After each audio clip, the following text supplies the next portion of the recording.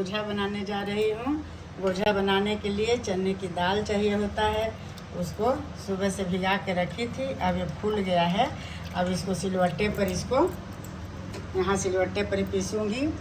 और या तो सिलवट्टे पर पीस लीजिए, चाहे मिक्सी में भी पीस सकते हैं, लेकिन दरदरा होना चाहिए इसको। और ये मसाला बना रही हूँ। ये दाल जो पीसी थी वो दाल है।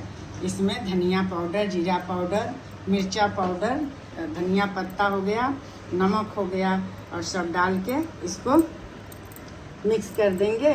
और मिक्स करके ये आटा गूंद के रखे हूँ। इसके लिए थोड़ा सा आटा टाइट चाहिए होता है।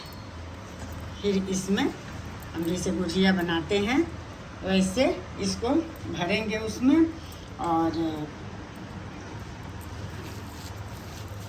इधर तो यूपी में इसको लोग फरा कहते हैं, और बिहार में इसको गोझा कहते हैं, और गोझा पीठा, ऐसे जो कुछ भी कह सकते हैं, लेकिन गोझा हम लोग गोझा ही कहते हैं इसको। और इसको फिर अब उबालेंगे। हम जब बना लेंगे तो इसको भाप देंगे।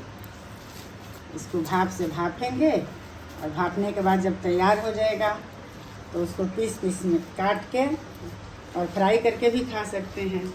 ऐसे जैसे आप खा सकते हैं, दही से खाइए, चटनी से खाइए, टमाटर, लहसुन, हरी मिर्ची की चटनी पीस के, धनिया पत्ता, उससे खा सकते हैं।